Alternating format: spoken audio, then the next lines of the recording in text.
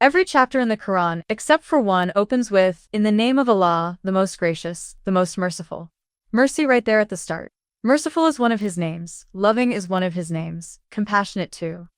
Sounds lovely, doesn't it? That is, until you bruise his ego. Then suddenly, he flips the switch. Now he's the most vengeful, the most wrathful, eternal tormentor, skin regenerator, master of psychological torture. So, how do you square that circle? Let's take a look. If God is real and he's supposed to be loving and merciful, why would he punish people in hell eternally? Isn't that cruel?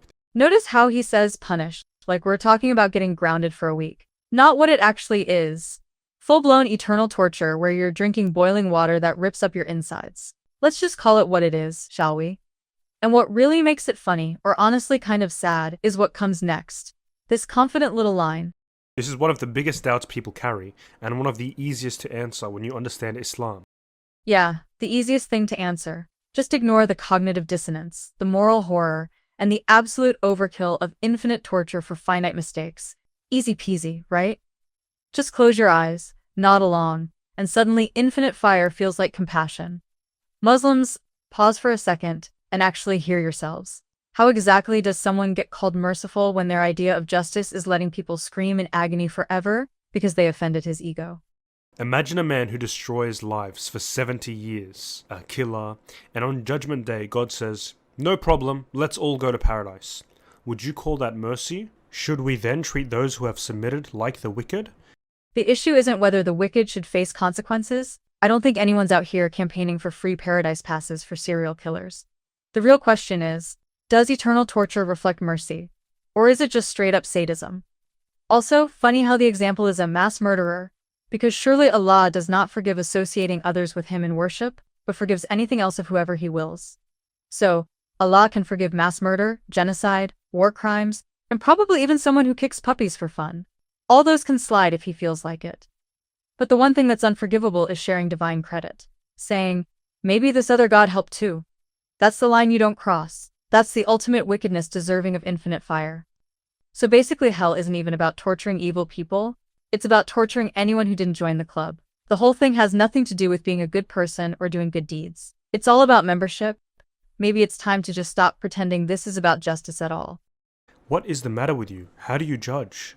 What's the matter with me? Oh, nothing. Just over here pointing out the obvious. No one is arguing that a serial killer shouldn't be punished, so you really shouldn't be bringing it up. You're only throwing it out there as smoke and mirrors to dodge the real question, which is whether eternal torture has anything to do with mercy. Mercy without justice isn't love, it's cruelty to the oppressed. And a God who lets evil go unpunished isn't merciful, he's weak. That's not the God of Islam. That still doesn't justify eternal torture. What we've got here is a classic false dilemma. Either God tortures people forever, or he's weak. Like those are the only two options on the menu. I mean seriously, if the only way for God to flex his strength is by running an eternal torture dungeon, maybe it's time to rethink what strength actually means.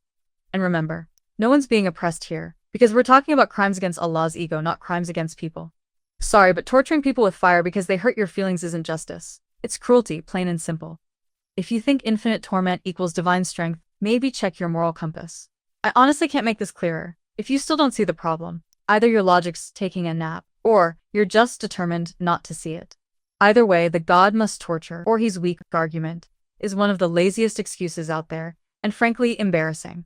Let it go. Islam gives you the full picture. Allah is Ar-Rahman, the most merciful, Al-Wadud, the most loving.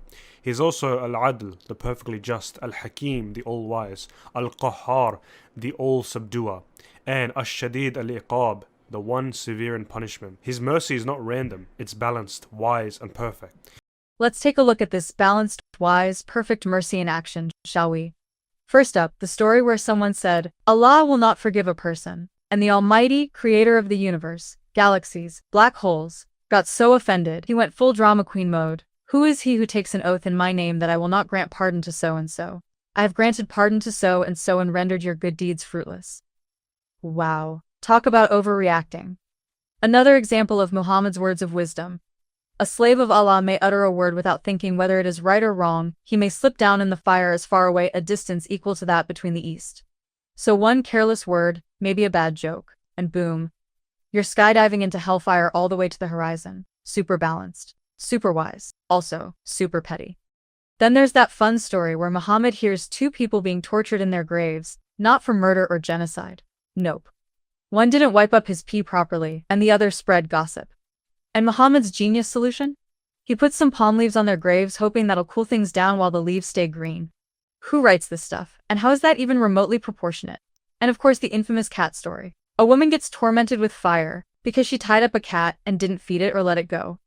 Balanced? Wise? Perfect? I thought an eye for an eye was brutal enough. But no. Mr. Balanced Justice here thinks fire torturing a human over a cat is the gold standard of wisdom. And these are just the highlights. There's a whole collection of these balanced punishments. And let's not forget, the ultimate crime isn't even any of these, daring to tell Allah to shove it or just not believing in him. So yeah, next time someone tells you Allah's mercy is balanced, wise and perfect, remember, one word, one rumor, one cat, and you're on the express train to eternal fire. Sounds more like holy chaos than perfection to me. Let me give you an example. Would you sell your eyes for $1 million? Most people wouldn't. But Allah gave them to you for free. He gave you not just your eyes, but your life, your breath, your safety, your memory, your sight, your family, and still some people never thank him once. Allah gave me eyes, so now I owe him eternal obedience, non-stop praise, and if I slip up, eternal barbecue. And what's with all the whining? Look at all I gave you, and you don't even say thank you. Bro, I didn't ask for any of this. Stop being so needy. You didn't give gifts, you set a trap. Here's life. Oh, and by the way, fail to play by my rules and it's eternal fire. The so-called gift of life, not a gift. I didn't sign up for this game. Even the Quran admits that some poor souls will eventually beg just to stop existing. They will cry, "Oh, Malik, let your Lord finish us off." He will answer, "You are definitely here to stay." Ah yes, thank you so much for my eyes. Totally worth endless regret, misery and fire. Okay fine, how about this? I'll send a nice thank you card. Would that be enough? Of course not. A polite note isn't enough. This is a man-made cult system, and your full membership is required.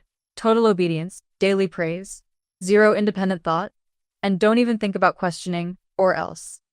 It's like giving someone a car, then demanding they become your personal servant for life as payment. And if they refuse, burn them forever. Very balanced. Totally what you'd expect from the one who calls himself Mr. Loving and Mr. Merciful, right?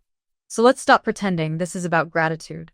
This is about control. That's not just ingratitude, that's a problem of the soul. Because every human being is born with something called Fitra, a natural instinct to believe in one God. That's why even isolated tribes believe in a higher power, and why every civilization across time has searched for a creator. It's hardwired into us. Fitra, or this magical pre-installed belief package, is completely useless in this context because, as Allah himself helpfully pointed out, whoever seeks a way other than Islam, it will never be accepted from them, and in the hereafter they will be among the losers. So congrats on being hardwired to believe in something, but if it's not the right thing, you're still toast. Apparently the hardwiring needs a firmware update. Straight to Islam, or it's hellfire for you. Why? Because the cult doesn't grow on just general belief in a creator. It needs membership, loyalty, and a steady supply of people signing up or burning forever. Generic belief doesn't fill mosques. Also, believing there's a creator doesn't mean feeling grateful for the mess we're stuck in. Two very different things. Why do you assume we're hardwired to thank the creator? Look around. Most people's lives are full of poverty, war, disease, misery. Should we be grateful for the suffering too? Like, oh, thank you for the famine and the plagues. So merciful. So believing in a creator isn't nearly good enough. You need Islam. And here comes the sales pitch. Islam doesn't ask you to suppress your nature, it calls you back to it. Islam is built on a truth even most non-Muslims admit. We should worship the one who created everything, not the things that were created. Here's my counter offer. Islam is wrong because it tells us God is merciful, loving, kind, and at the same time promises to torture us forever if we don't believe in him. Once we die, repentance is not accepted. Because, the cult can't use you after you're dead. They want that obedience now. And when we scream, "Our Lord, take us out and send us back," we will do good, unlike what we used to do. The answer is, sorry, no dice. Even when garments of fire will be cut out for us and boiling water will be poured over our heads, melting whatever's in our bellies, along with our skin, you think you can negotiate a lighter sentence? Maybe just a single day of less pain? Nope. Not even a sip of water. The answer is a big fat no. Merciful? Are you kidding me? So no, Islam isn't calling you back to your nature. And honestly, it doesn't take more than 5 seconds of thinking to spot the glaring contradiction. Now imagine, another example, if your mother raised you, fed you, sacrificed for you your whole life, and you never thanked her, not even once. You never even looked at her, and instead, every time she did something good for you, or to help you out, you looked at a different woman that you brought into the household, a random person, and you said thank you to this random person instead of your mother every time. Now imagine doing that to Allah, the one who gave you everything and created everything, and instead you thank yourself, statues, saints, money, your ego. That's shirk. That's why it's not a small sin, that's the ultimate betrayal. Notice how he conveniently skips what happens if you don't thank your mother. Like, sure, your mom might get upset, maybe guilt trip you a bit, maybe stop sending you food or block you on WhatsApp, but she's not going to throw you into a pit of fire and have boiling water poured over your head for eternity. But do the same thing to Allah, forget to send him a thank you card, or worse, thank someone else with him. And suddenly it's the ultimate betrayal. Eternal fire, torture, no parole, no appeals. Funny how a human parent can handle ingratitude better than the all-powerful, all-merciful creator of the universe. And even funnier, when a captive woman who lost her child goes frantic, nursing any baby she finds, and when she finally finds her own, Muhammad asks, "Do you think that this lady can throw her son in the fire?" Well, Allah is more merciful to his slaves than this lady to her son. Yeah? Then what's with the endless fire? What's with the skin melting, the boiling water, the no-parole torture chamber? Either Allah's mercy has a weird definition, or someone forgot to apply the logic of that story. But what about people who never heard about Islam? Well, Islam is also fair. The Quran says in chapter 17 verse 15, we never punish a people until we send them a messenger. Now the Islamic position is, if someone didn't truly receive the message, or they saw a distorted or altered version, Allah will give them a different test on the Day of Judgment. No one is punished blindly. The punishments are only given for those who heard the message of Islam and still rejected it arrogantly. Well then, congratulations to us all, because by that logic, hell should be completely empty. I mean, who in their right mind hears about a guaranteed ticket to eternal paradise and, out of sheer arrogance, thinks, nah, I'm good, I'll take the eternal fire, thanks. If rejecting the offer is always due to arrogance, then no one should ever pick hell unless they're deliberately self-destructive on a level that makes no sense. So by this logic, since no one would arrogantly reject bliss and choose endless torment on purpose, hell should be empty. Yet somehow we're told hell will be packed. It's almost like this explanation makes no sense, because it doesn't. So why eternal hell? Isn't an infinite punishment for a finite crime still unjust? We wouldn't be able to have something else after our life if we lived infinitely. Our life would have to end at one point, whether it's 5 years, 100 years, or 5,000 years. The punishment is infinite, and the crime is not finite, because even if they lived infinitely, they would continue doing the same thing, so the punishment meets the crime. The Quran chapter 6 verse 28 says, "They will cry, oh, if only we could be sent back. We would never deny the signs of our Lord, and we would surely be of the believers." But no, they only say this because the truth they used to hide will become all too clear to them. Even if they were to be sent back, they would certainly revert to what they were forbidden. Indeed, they are liars. It's not just about one lifetime, it's about a soul that's eternally defiant. Oh wow, that's wrong on so many levels. You can't justify God punishing people for things they haven't done yet. I mean, I might do something stupid before I die, sure, but God can't throw me into hell now for crimes I haven't even daydreamed about. That's literally the opposite of justice. Imagine being tortured for stuff that never crossed your mind. This whole "they're liars, their souls are eternally defiant" nonsense is just a desperate, sweaty attempt to justify the completely unhinged idea of eternal torture. Oh, you don't want to give people a second chance? Nice coming from Mr. Merciful, Mr. Fairness, the most just, the most loving, who apparently can't figure out how to be merciful without barbecuing souls forever. And seriously, you're telling me someone who's been screaming in molten lava for 1 billion years, begging for just one more shot would think, you know what? Let's absolutely run back my 70-year screw-up tour. Like, after being roasted alive for longer than human history, they'd be itching to make the same choices that got them there. Yeah. Totally believable. Makes perfect sense. Here's a wild idea. How about actually reforming souls in hell? I mean, if God is Mr. Wise, surely he can figure out a way to reach even the most stubborn ones, right? Or are we seriously saying that Allah is so bad at reforming souls that even literal hellfire doesn't change anyone's mind? Because that doesn't exactly scream all wise, more like all useless. Or maybe he just doesn't care, which honestly fits the picture better. And here's an even crazier idea.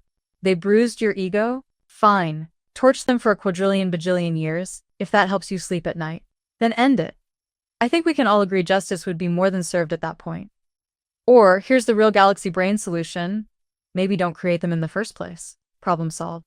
No eternal barbecue required. So, my dear Muslim friends, just stop. Take a deep breath. Admit it. The whole idea makes absolutely no sense, and no amount of mental gymnastics is going to change that.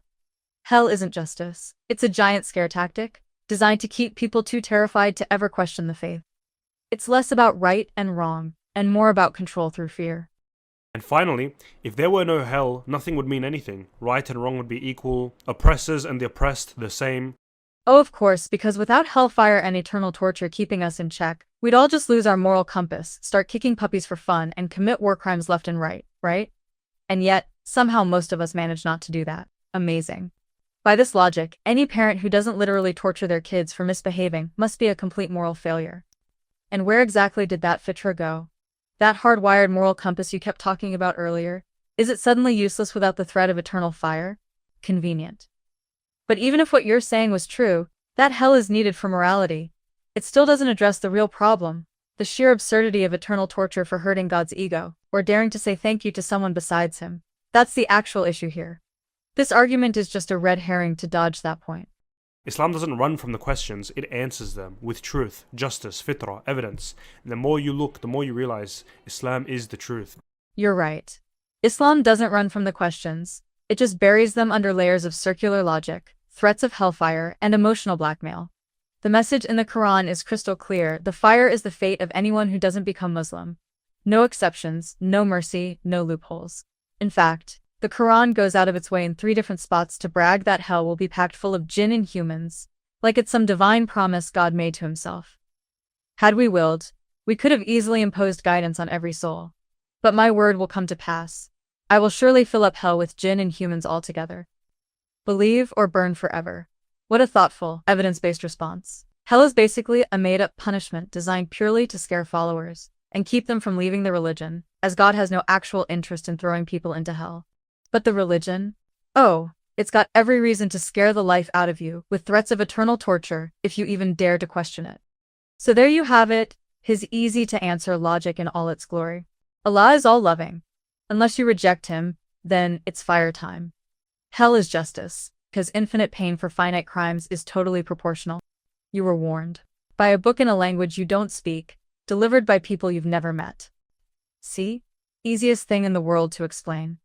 Unless, you have basic human empathy. But hey, Allah's mercy is so vast, he'll just ignore that part. Thanks for watching. Until next time, stay curious and keep questioning.